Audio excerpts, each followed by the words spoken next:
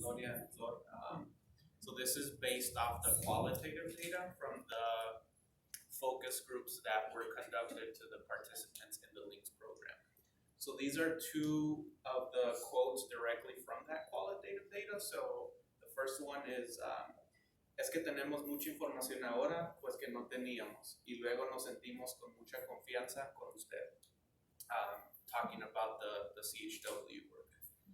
Usted sabe el rompecabezas que nunca podemos, que ponemos los pies arriba y los pies quién sabe dónde y el cuerpo por ahí anda volando. So kind of unknowing where you're at, not knowing how to put ourselves together, that puzzle together. So those are two direct quotes, but based on the whole qualitative data on the impact, there were some sub themes that were captured, and I'm going to read them off. So some of them are, there were feelings of gratefulness and appreciation towards the CHWs, motivational. I know there's been a lot of discussion with the different cultures, especially in the Hispanic, where there's that lack of motivation. So given their impact, their direct quotes is that they now feel more motivated to continue to put themselves together, that puzzle together. More trust or trusting relationships within that CHW worker. More information. They have more knowledge, more information that they knew that they didn't know beforehand. Creating a calm environment or a calm surrounding. Also having techniques of relaxation to be able to conduct themselves. Accessing and learning available resources. There was a lot of participants who didn't know what the resources were or what resources were available for them to utilize. So by the CHW's work in the community, they feel more empowered, they feel that they can access all these available resources that are already available. Having someone that listens. A lot of people in their lives, in their personal life, they didn't have a lot of family or friends that felt they listened to them, and being with the CHW, they had that feeling of self-comfort that I'm talking and somebody is actually listening to me, not judging. Being empowered within the community, within family. The other one was a sense of comfort, emotional support, having a problem solver that you can relay what problems are going, and having somebody to give you options to fix that. And the last one is lifesaver.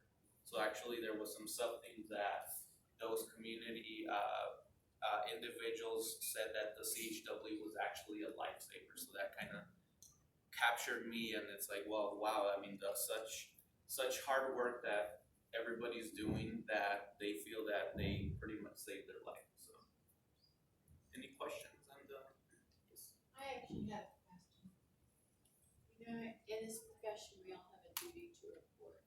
So how do the community health workers bridge that trust issue when sometimes you have to report to CPS or Adult Protective Services a circumstance? So I think in the field, I mean, you have to be honest, even though that trust is there.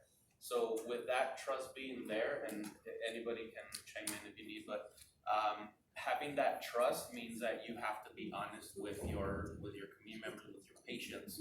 So letting them know, well, this is a risk, this is something that we have to report, but I'm letting you know. So I think being transparent is a big factor. And I think that's part of the trust too. So if I can comment, like on Cynthia's situation with the person that was feeling depressed, that took a lot of talking back and forth with the supervisor and the CHW to see whether or not was this a crisis. Should we intervene further than just doing the follow-up on her on the week? Because we talked about that. It was emotional draining on her as the person helping, but also we were just wanting to make sure that that individual, that participant was okay, that was not gonna hurt herself, and that we did to report. So do you have clients sign a form stating that a community health worker will be coming to your home? They are obligated to report certain circumstances, just as that transparency discussion. I think that would go to the community CHWs. Was there such form? I don't think we sign forms, but with our, like in our department, we're all mandated reporters, so regardless of whether we, So they Yeah, don't sign transparency. anything.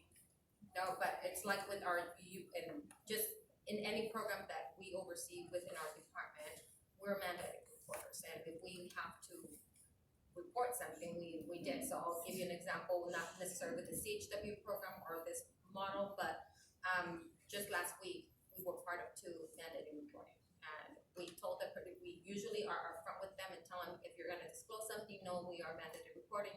We feel that this will constitute a report, we'll report it, and then we just move forward. But we're also on the other side as well. Sometimes there are errors when children are removed or sometimes adults. So not very often, but occasionally we're as a community health worker, we're on the side of making sure that gets a simple call. In one case that I just participated in, the child was removed and it was a simple medical procedure, so it was a miscommunication, misinterpretation, and total mistake. So sometimes we're the second voice of the An advocate, person. So we're in the advocacy role as well.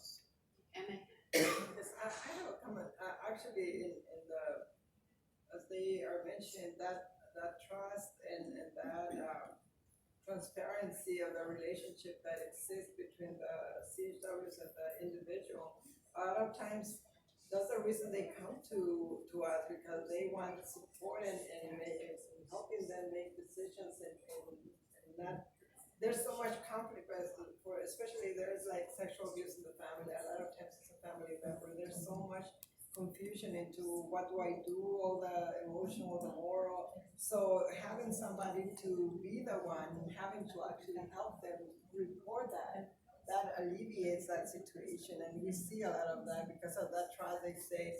And then we tell them, do you know that we're gonna have to report this for the betterment of the kids, for everybody, and then you can start seeing actually in their face, a lot of them, a lot of emotion going through them, but actually at the end I believe that this is gonna be ending because they didn't know how to end this situation. So that is a really good comment, but we have seen that it's, again, based on that trust and relationship. And then you don't come and give them, okay, now sign here, because that totally will break that trust and that opportunity, because they know that a lot of other things will come, but you don't initiate that. You initiate like, okay, I'm gonna help you continue to solve this issue. So that's how we see it. Andres, your last comment made me smile, and it said that the promotora was like a lifesaver, I think you said. And I don't know if you remember from Mariposa, I think this was before all of our time there, but when Platicamos Salud first started in 1991, the posters they put out in the community, they glued lifesavers on them. I was a way of helping the community understand what their role was, and yeah, so yeah.